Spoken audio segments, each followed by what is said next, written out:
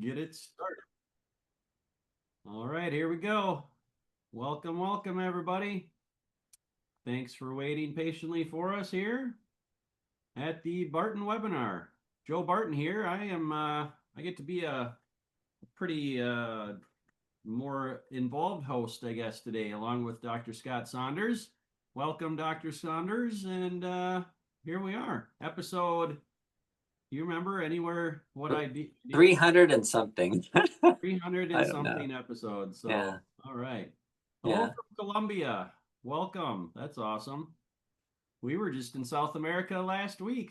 Dr. Yeah, I told him. Yeah. All right. Minneapolis. I've been there. I grew up in that area. Centerville, Virginia. Welcome, Ricardo. I've not spent a lot of time in Virginia. Stephen from Amsterdam. Welcome. Palm, PA. All right. Good stuff. We got Tampa, Florida. People joining us from all over the place here. Tennessee, Montgomery, Alabama, Ottawa, Canada. All right. How about those Blue Jays last night? I have a friend that's a Blue Jays fan, lives in Toronto, and I don't follow baseball. I used to be a huge baseball fan, but over time I just lost interest. And like, Adrian, I'm cheering for the Blue Jays. They were winning 6-3 and they were up 2-0. And then like 5 minutes later, Aaron Judge hit a 3-run home run to tie the game and the Yankees ended up winning. I'm like, oh, maybe I should not become a fan so quickly. So Ohio, Gainesville, Florida, Sacramento. All right. Well, welcome everyone. I do need to let everyone know we're going to have a shorter webinar today because Leslie's not able to join us and Cheryl was not able to join us, and I have a meeting that I can't move at the bottom of the hour here today. So we are going to rapid fire this webinar today. And Dr. Saunders, if you just want to take it away and go for it, that's what everyone's here for. So let's do this. Okay. The question that we're working on today is osteoporosis.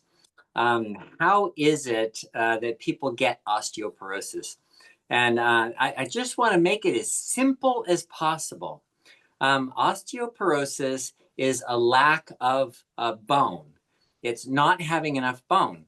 It's not just calcium in the bones, it's a lack of bone. And so what's really wonderful about the body is that the osteoporosis is not a disease. It's not a problem. It is a consequence. It's something that happens because of the way we do things. So if you're sitting around all day, and so for example, you're working at a desk, sitting at a computer, you don't have the option of getting up and running around. So you're sitting all day. Do your bones need to be really thick and heavy to be able to handle a lot of excess work and do a lot of stuff? No, you don't need that. So your body just starts going, oh, I don't need all that bone, and doesn't build any bone. Bone is built according to the pressure that's placed on it. So if you're not putting pressure on your bones, you're not going to build bone. And if you're not building bone, you're going to get osteoporosis, which is not a disease. All it is a reaction to not doing anything.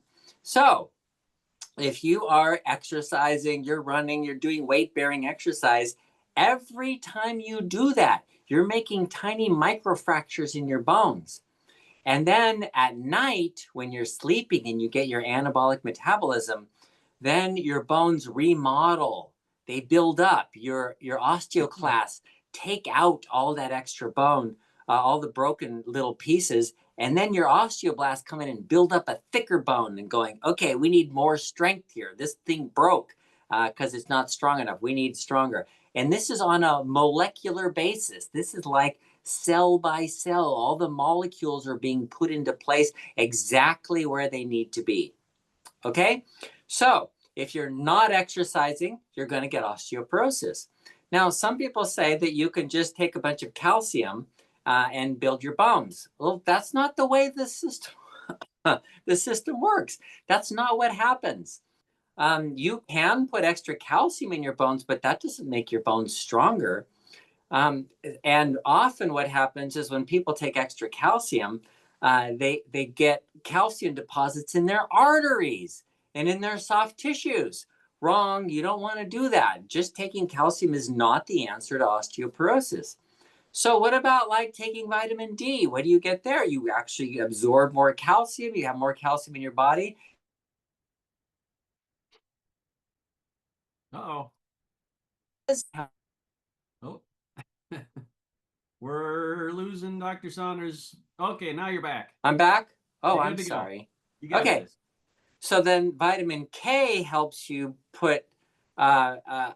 take the calcium out of your soft tissues and put it into your bones, but you're still not making stronger bone. The key to this is exercise. It is exercise. So number one, most important thing is exercise.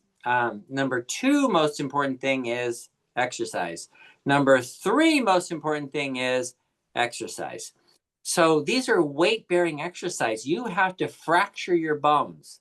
So if you're running, you're putting 300 pounds of pressure every time your heel hits the ground. You're pounding your knees with 300 pounds of pressure, your legs, your femurs, your tibia, fibula, tibia, all those bones. They're getting a lot of pressure on them, and they make little teeny microfractures all over the place. Then those get remodeled, repaired, and stronger because you actually need protein in there, collagen, to make it strong, along with the calcium. So you have collagen on the inside, calcium on the outside. If any of you have ever done or you know about fiberglass, when I was a kid, my dad had a business, a side business making fiberglass boats. And these are little model boats, and they were made out of fiberglass. And we had molds that we would have to spray the mold. You have to put the wax in. And then you lay down this fiberglass, and it's fabric, and it's really just like a normal fabric, and it's very movable, pliable, and everything, but very strong.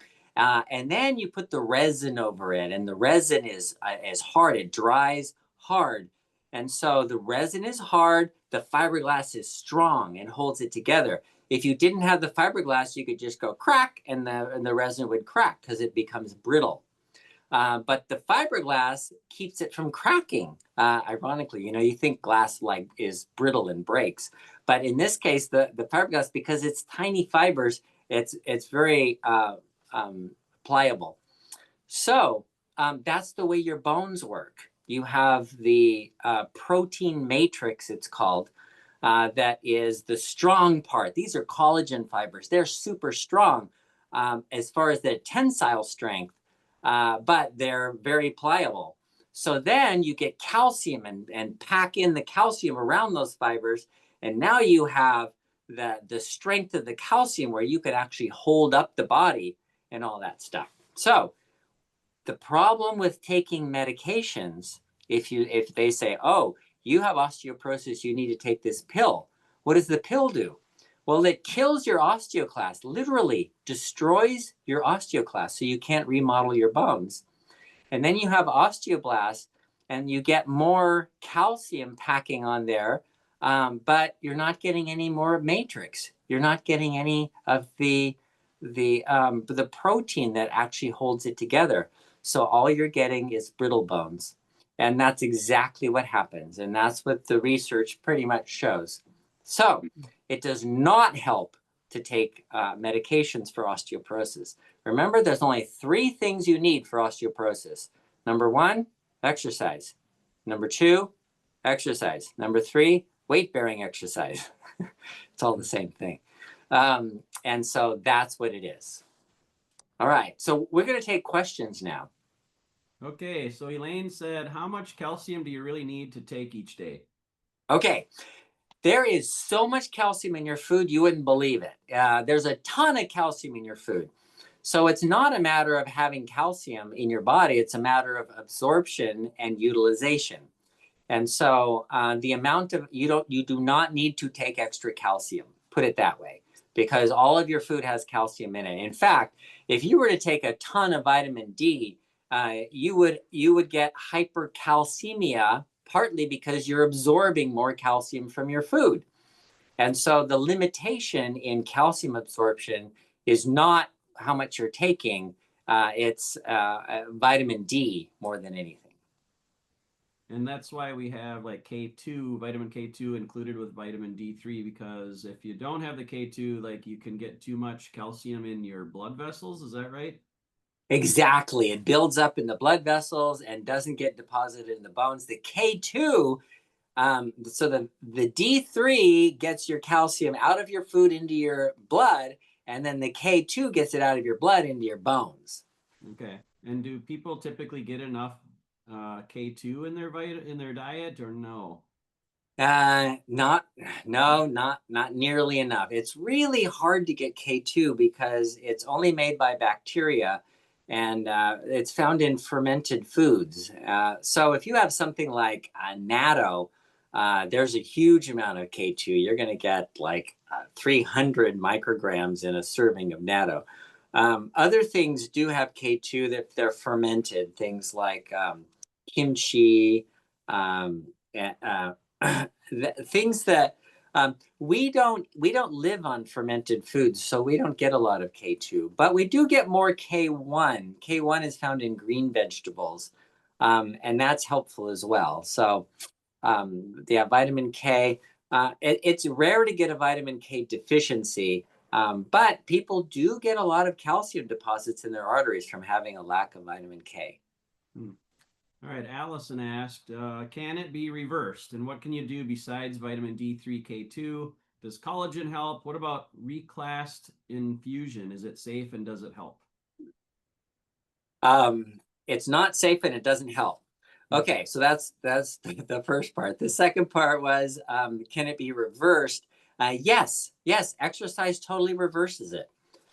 So if you do some weight-bearing exercises, and somebody misunderstood me once, one of my patients, I told him, yeah, do weight-bearing exercises. And so he thought he had to go to the gym and lift weights and, have these weights. And I'm like, no, weight bearing your weight, So for example, I gave the example of if you're walking, you're weight bearing, but if you're riding a bicycle, then the bicycle carries all your weight. And he goes, oh, that makes sense. So weight bearing exercises where you're using your own weight, or you can add on weights, like lifting weights and stuff. But yeah, it needs to be weight bearing exercise.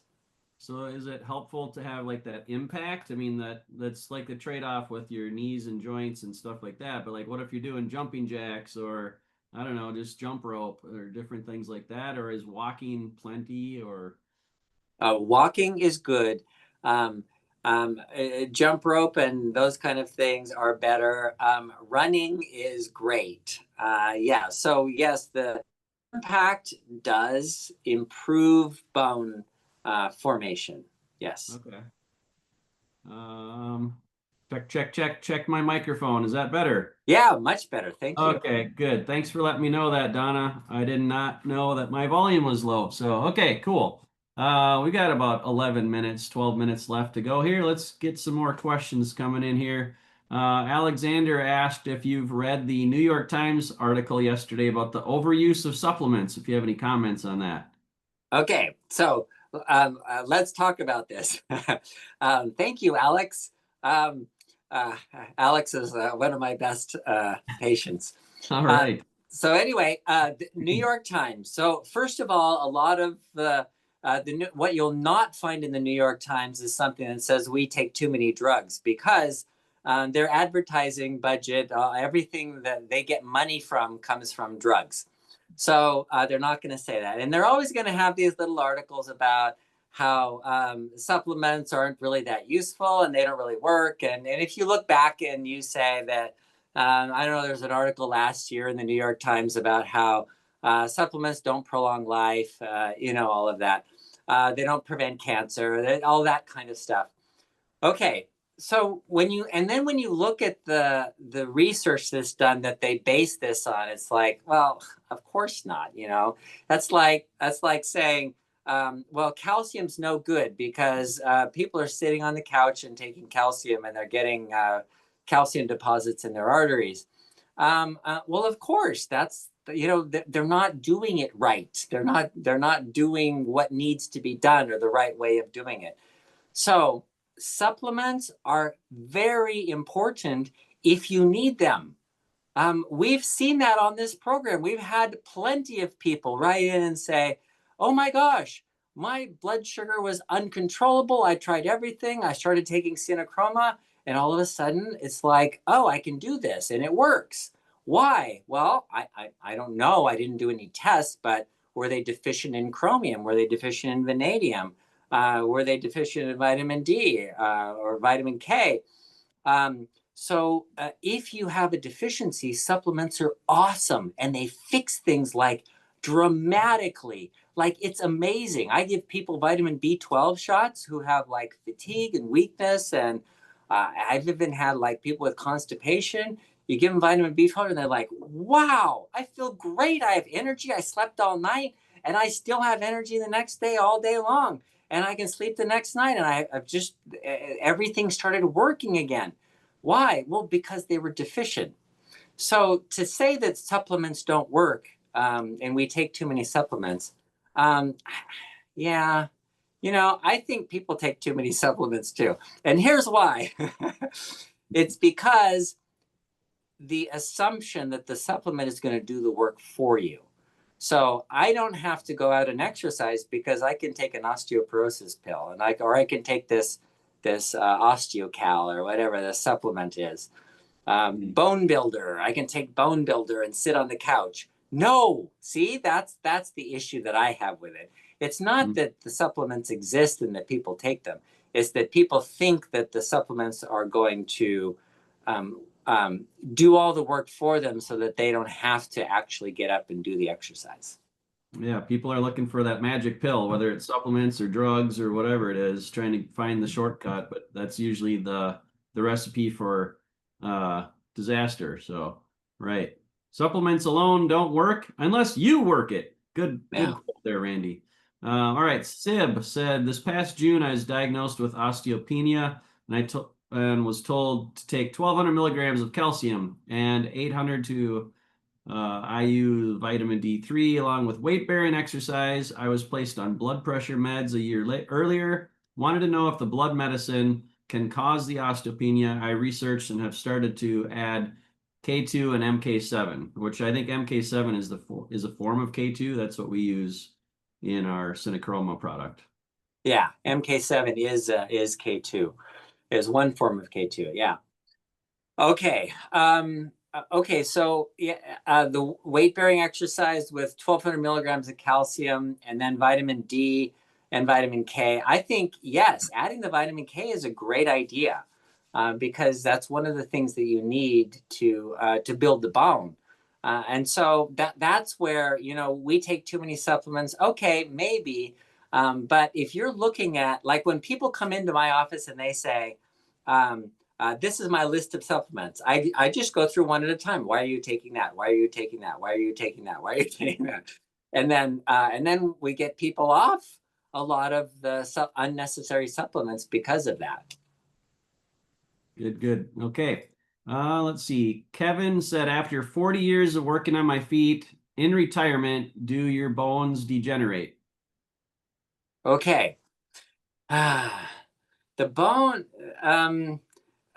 the bones aren't necessarily degenerating. If you continue to exercise, they continue to build, they continue to work, and they continue to remodel all your life if you're exercising and you're using them. So if you retire and you're sitting around all day and you've gone from being very physically active on your feet all day to not being on your feet all day, then yeah, you're going to have some degeneration happen because you're not using them anymore. Mm-hmm. Sib said the biggest thing is that supplements are not made equal. So of course, most of them do not work. And what I would say is, like, what I've noticed from our supplements that we sell, like Synachroma, for example, I've just noticed people get a lot more energy, like from that because I think you've talked about it meets deficiencies. And so like energy levels go up, which then leads to more likely to go exercise or to be doing things like that. So in those cases, I think that's great. Like if you can, oh, hello there. If you can find more, you know, get your energy levels up, and then yeah, don't just assume the supplements are going to fix everything, but it's get your body to the point where you're feeling good enough to go and live life like how our bodies were designed to be living. So, all right. Joanne, is there better foods to eat that help with this? That help with osteoporosis. Just eat good food. You get vitamin K from green vegetables. You get calcium, magnesium, silicon, all the things that your body needs for building bones from your foods. One of the things that I've found is a common deficiency is magnesium. We don't have a staple food that is full of magnesium. So magnesium is found in anything that grows. So seeds, nuts, seed grains, anything that will grow in the ground will have magnesium in it. And then anything green, the color green is magnesium. That's what chlorophyll is, magnesium. So that all of those things are a good idea. And then exercise. All right. Alex said he stopped running because his knees hurt. So what can he do to fix his knees? Okay, that is an important issue, and I think that the pain in the knees is the point is to find out why. Why do the knees hurt? Is this from arthritis, degeneration?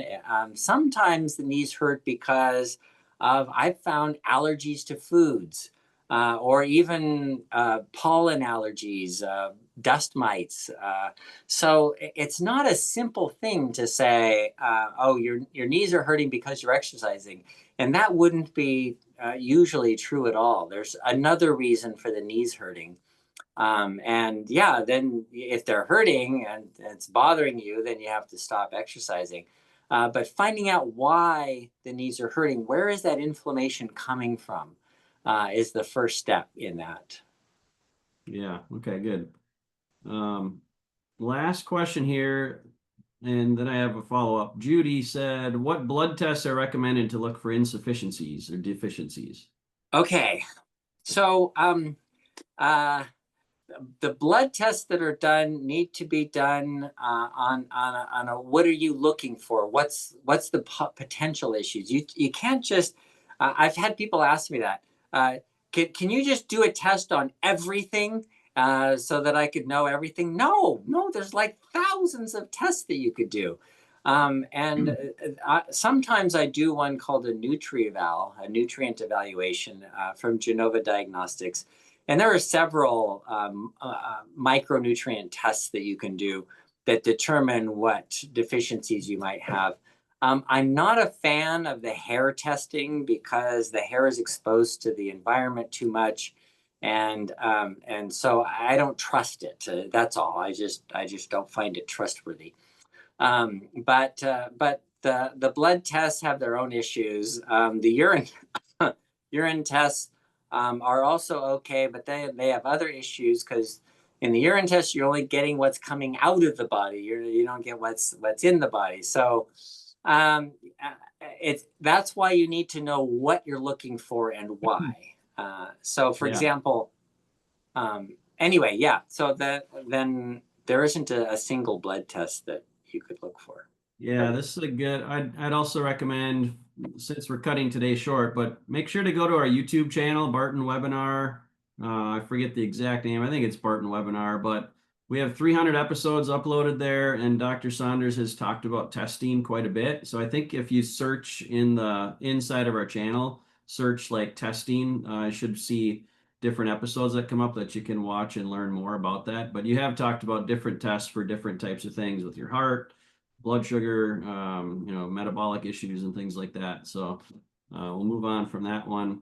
I wanted to, well, real quick, Donna said long ago she heard that running was not good for women because it jars the inner organs. True or false? Okay. There's something in the world called hormesis, and that is you give a little bit, you do a little bit of damage so that you can repair the damage. So it's just like osteoporosis. If you want to build bone, you got to break bones. That's why you have to do weight-bearing exercises. You're actually making microfractures in your bones. The same is true when you're running for women. This idea of jarring the organs, for example, is actually how you build the connective tissue that holds everything together better, so that you don't end up with a fallen bladder or a uterus or something like that in those organs. So in the long run, it's better to run even with that jarring or because of that jarring. Good, good.